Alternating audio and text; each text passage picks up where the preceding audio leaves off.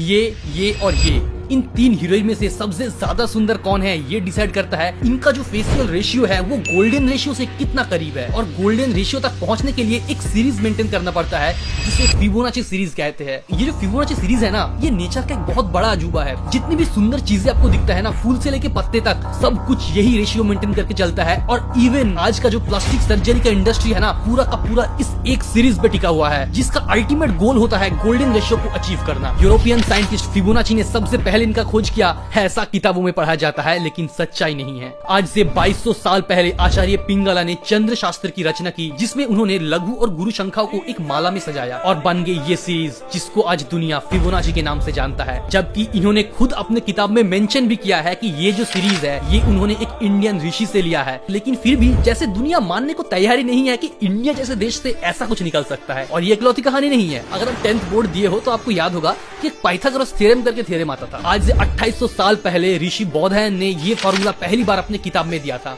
आर्यभट्ट तो पता ही होगा ना जीरो का इन्वेंशन किया है, लेकिन दिक्कत है कि सिर्फ इतना ही पता है सबको। जीरो के अलावा भी उन्होंने क्वाड्रेटिक इक्वेशंस का रूट्स निकाले ग्रहों की चालों को प्रेडिक्ट करने के लिए। इन्फिनिटी का जो कंसेप्ट है ना, उसे दो तरह से अचीव किया जा सकता है। पहला कंसेप्ट, भास्करादि सेकंड ने इसी जीरो को 3 से डिवाइड करके इन्फिनिटी का कंसेप्ट बताया है। और उससे भी 600 साल पहले यतिवृषभा ने अपने किताब में यूनिट प्लेस से लेके गिनती के अलग अलग यूनिट्स को डिस्क्राइब करते हुए इन्फिनिटी की तरफ इशारा किया। ट्रिग्नोमेट्री का साइन फंक्शन का जन्म भी आर्यभट्ट ने दिया और इस साइन का असली नाम जय था। अरबों ने जब इसे अडॉप्ट किया तो जय हो गया जीवा, और फिर यूरोप जाते जाते ये जीवा साइन फंक्शन में कन्वर्ट हो गया। और इससे भी शॉकिंग बात की ग्रेविटेशन, जिसे आप न्यूटन का देन मानते हो, न्यूटन से 500 साल पहले 12th सेंचुरी में भास्कराचार्य ने ग्रेविटी का कंसेप्ट बताया। उनका कहना था कि इस यूनिवर्स में हर एक ऑब्जेक्ट एक दूसरे को एक फोर्स के थ्रू पुल कर रहा है, और इसी के चलते महाकाश में पृथ्वी अपने जगह पर स्थित है। और इस फोर्स का नाम दिया उन्होंने धरणात्मिकम शक्ति। इसी कंसेप्ट के साथ कैलकुलस का भी जन्म दिया उन्होंने, जैसे कि क्षण में क्षणिक परिवर्तन कैसे मापा जाए। क्षण मतलब बहुत छोटा सा टाइम डिफरेंस में, यानी dt, और क्षणिक परिवर्तन यानी कि छोटा सा डिस्टेंस, यानी dx। और यहीं से आता है dx/dt इक्वल्स टू वेलोसिटी। वैसे सच्चाई पता है, गणित ना कभी भी हमारे लिए एक सब्जेक्ट नहीं था, ये उन ऋषियों के लिए था ब्रह्मांड का भाषा,